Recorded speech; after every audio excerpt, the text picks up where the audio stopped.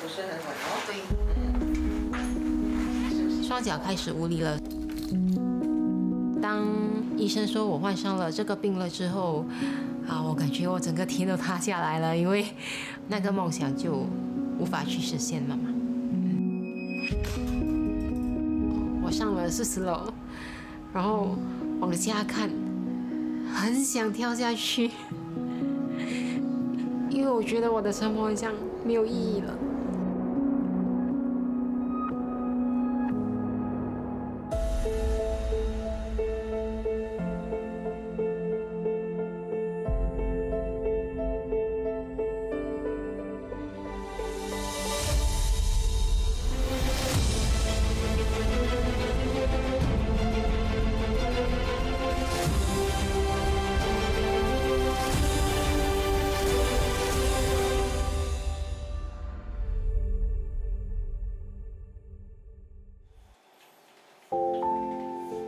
我是 Cheryl 陈诗颖，今年32岁。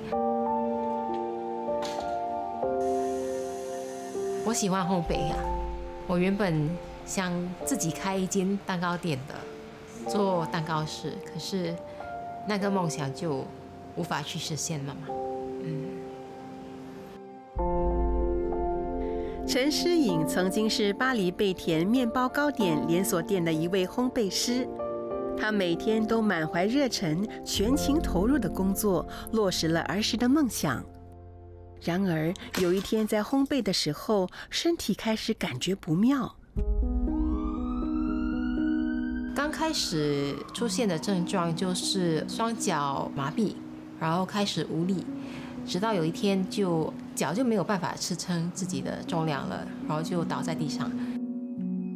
我送进急诊部的时候，对他们做了很多测试像我的手的力脚的力怎么动这样子我做了蓝巴绑着，然后也做了那种 nerve test， 就过了很多测试了之后，就那个时候他们就确诊。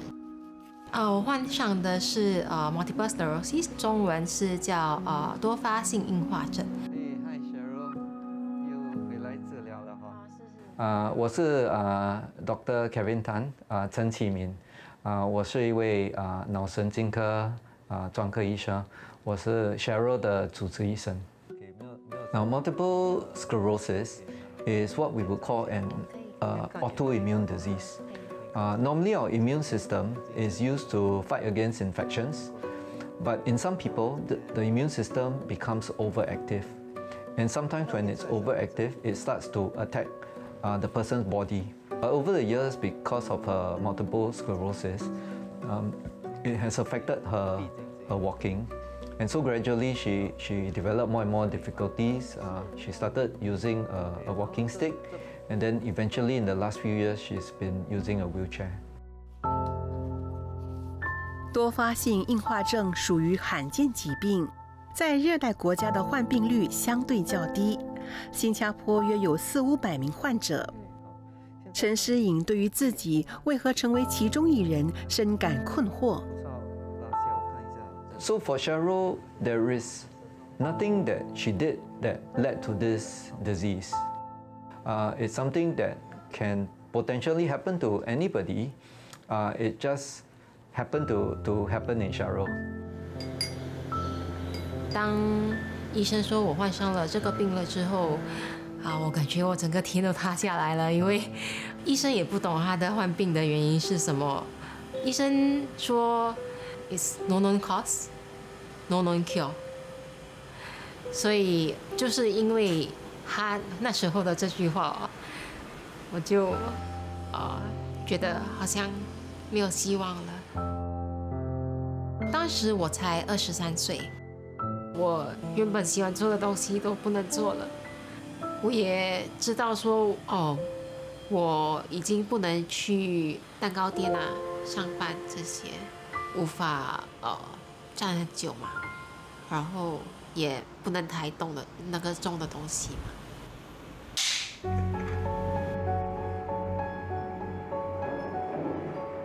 我那时候我患上了忧郁症患忧郁症的期间，其实我什么都没有做，就在家里啊，我连看电视我都不要，我就躺在床上什么都不做，冲凉也不出去冲，因为没有心情去做任何事情，对，就整天闷在家里，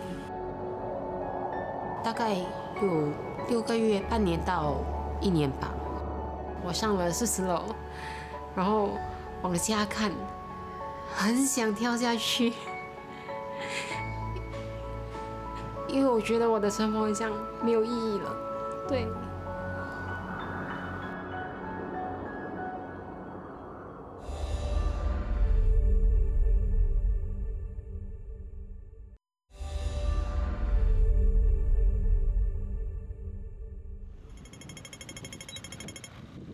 多发性硬化症让陈诗颖陷入了人生低潮，身体的负担以及忧郁症的困扰，导致她曾一度企图了结生命。在跨出最后一道防线的当儿，她放弃了。当时我想到我的父母，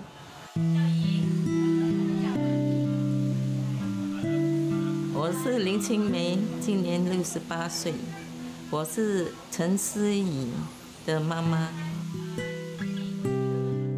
她是蛮好动，跑来跑去，等于喜欢做烘焙。她发生这个病，什么都做不了。她有一个时期，我知道她变成很静，一直心情不好，所以我知道她会想不开。后来她才跟我讲出来，她有2次，她真的很想走上绝路这样。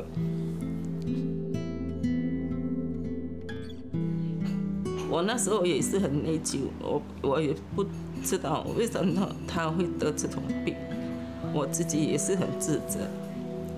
我不懂是她到底是为什么，是我怀她的时候，有的后遗症还是什么，所以我自己很内疚。如果是我可以代替你，你不要这样受罪受痛到这样。那时候真的她很可怜，很可怜。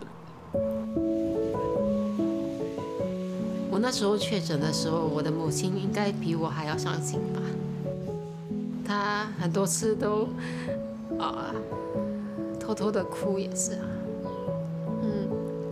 她也有曾经跟我说，她希望的是，如果她自己能替我得到这个病的话，她愿意。如果我不在了，他们应该很难接受，很难过，所以就为了他们，我决定走出来。接受了患病的事实后，陈诗颖重新寻找生活的意义以及活下去的勇气。除了父母亲给予的无私关怀外，哥哥和姐姐的鼎力支持也成为强力的后盾。我是陈诗颖的姐姐。当医生告诉我说，我没有想到会有这么严重，就觉得那我们就尽量帮忙他哦。过后他就很像行动就越来越慢，越来越不方便，然后就开始要拿拐杖啊，开始要坐轮椅，就觉得发生了什么事情？为什么一个好好的人又这么年轻就要开始很像坐轮椅？那时候就觉得很担心，很心痛哦。哥哥陈伟翔从妹妹患病后，才深切地体会到她的处境和内心世界。在我的眼里 ，Cheryl 是一个很坚强的人。She is a bit introvert. That's why she don't like to ask for help, and very independent. A very memorable part when we drove up to Malaysia. There's this one time.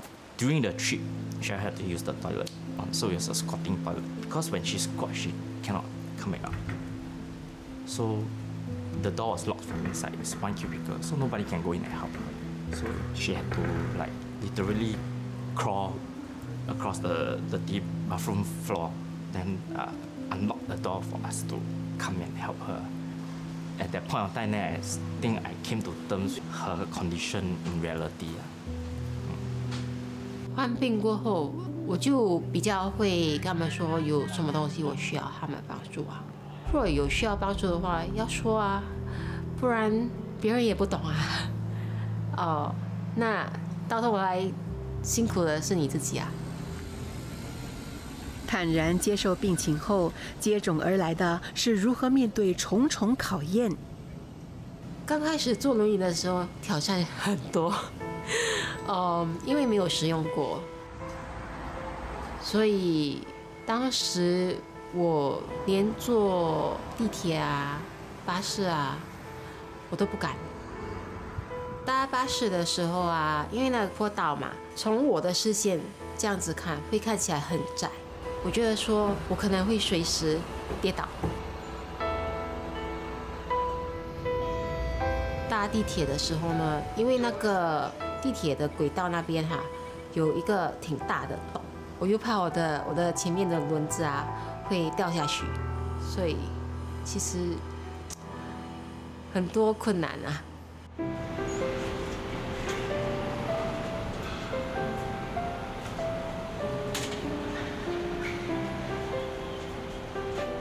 我也很怕别人的眼光，他们只是觉得说，是不是假的？曾经啊，我搭电梯的时候啊，有一个安迪，他就说很方便啊，我就一点都不方便哎，我得克服的东西特别多。我就跟他说，其实我有多发性硬化症，可是因为这个病情很罕见，所以我这样子跟他们说的时候，他们也不了解。失去了步行的自如，加上需要依赖轮椅的不便，外出对陈诗颖来说肯定是个大考验。所幸身边有个好朋友，一直都在守护着她。我是郑宇芬，我是陈诗颖的朋友。我跟 Sharon 认识的时候应该是我们在玩电脑游戏，就变成很好的朋友。我们可以走很长的街，逛了很久的 shopping mall 都没有问题，所以也没有觉得他有跟我们什么不一样。但是慢慢就看见他走路越来越慢，走路越来越吃力，然后渐渐的他就跟我说，医生跟他说，他可能以后需要坐轮椅。那时候真的很心痛，因为那时候应该跟他还算是蛮好的朋友。他有梦想，那个时候是要做一个烘焙师啊。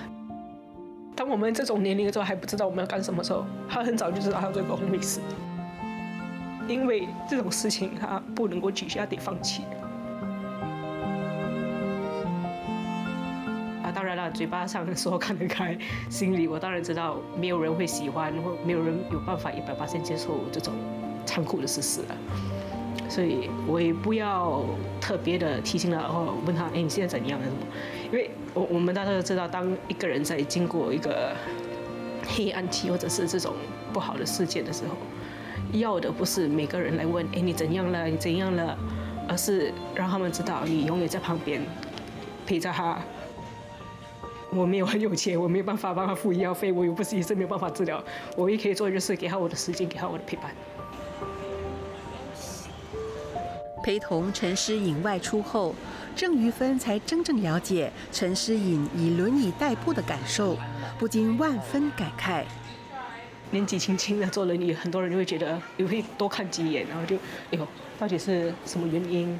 你就看这些，我们以前很多人盯着你，你自己也会不舒服嘛。所以那种东西看在眼里，痛在心里。小孩上厕所的时候真的是很困难，他是可以用那些专门for handicap的。大多数的时候又有些没有公德心的人，他们就会在里面四肢健全、年纪轻轻的男生女生进去 handicap 的厕所用了很久。然后因为 Sharon 的病症呢，他不能够忍太久，所以我还记得有一次我们继续1楼等，还是等很久没有出来，他就不行，OK， 我们就去2楼，但是2楼要等电梯，等电梯又要跟人家挤电梯，挤了电梯人家未必会让你进电梯，那个时候是真的很气愤。原本害怕到人多的地方，如今他却必须在人潮众多的巴士转换站指挥人群。他同时还荣获新加坡保健集团颁发的奖项。陈诗颖如何重启人生，开拓新生命？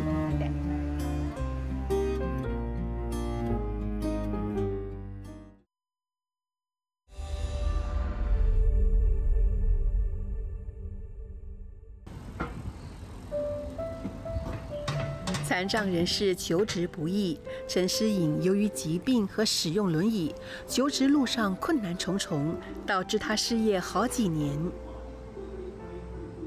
我辞职不做烘焙师了过后，其实我有寻找其他的不一样的工作，可是因为这个病情很罕见，那些老板他们因为不了解这个病情，所以不想去冒这个险。后来情况越来越严重，必须依靠轮椅。我原本找到的工作啊，我也没有办法持续的做，因为那边的位置不适合轮椅使用者，也很小，所以我得离开。那时候有冠状病毒，就更难找到工作了。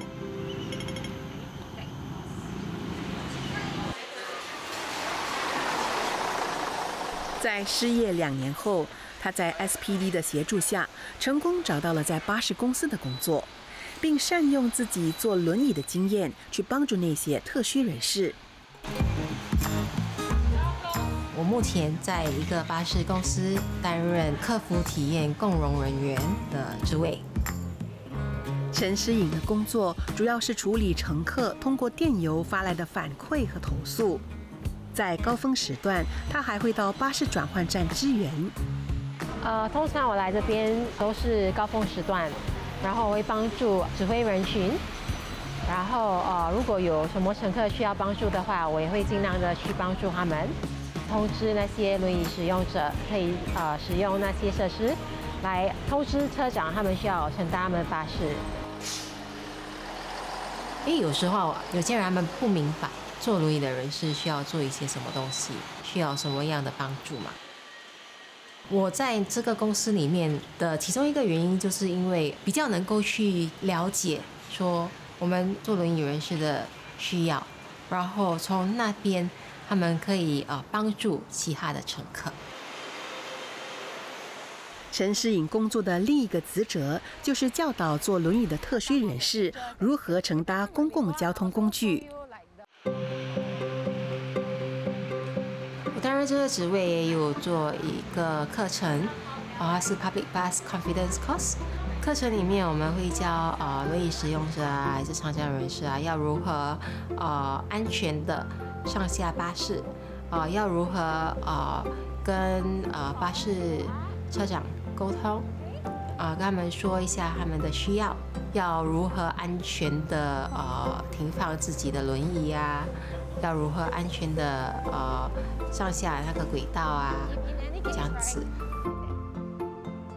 有许多参加的人呢，他们都跟我说，他们会比较有自信，会试着重新乘搭巴士。我从18岁开始坐轮椅，学到很多怎样去了解 driver 他们的想法这些我现在很想要搭巴士多一点我妈妈的行动不是很方便，所以我刚刚申请了一个轮椅给她，想带她出门。不过我自己没有什么信心，也怕她的安全所以刚好有这个课程，我就赶快报名来参加。所以这个课程其实对我来说其实很好，而且我学了很多东西。陈诗颖积极乐观的态度，深深感动了主治医生陈其敏。A year ago, Cheryl told us that she was conducting this bus confidence course to help people with disability take public transport. I nominated Cheryl for the IPCA Inspiring Patient Award is because I noticed that she, even though has this disability, she's making use of the disability to help other people. 陈诗颖果然不负陈其敏医生对她寄予的厚望，获选为新宝集团2023年激励人心病患与看护奖的护理伙伴奖得主。当时拿到这个奖项，可能是因为他们觉得说我很乐观，而且还愿意去帮助别人。我是觉得说我其实可以帮到别人，我也很开心啊。我现在是可以做什么我就做什么，我也没有去想太多。其实我在患病之前啊，我有去学游泳。刚刚学到怎么会游泳了之后，不久后我就患上了这个病。现在我没有办法游泳了，因为我的脚推不动那个水。我以前我也以为说我没有办法学车了，是在偶然的情况下，我发现其实坐轮椅的人也能学车啊，只是要做一些改变罢了。我就去考驾照嘛。这是我的驾照，我第一次考我就拿到了。可能驾车，然后去 explore 一下新加坡的地方。如果可以的话，我也想进入马来西亚玩一玩。疾病所带来的重重考验，终究没有把陈诗颖击倒。她走出了阴霾，以崭新正面的心情迎接未来。我原本是一个很乐观的人，得到了这个病情了之后，陷入了忧郁症，从那边走了出来，就决定说，我不能控制的东西我是不能控制的，不过以后的生活要怎么过，我可以控制。现在我已经重启了我的人生。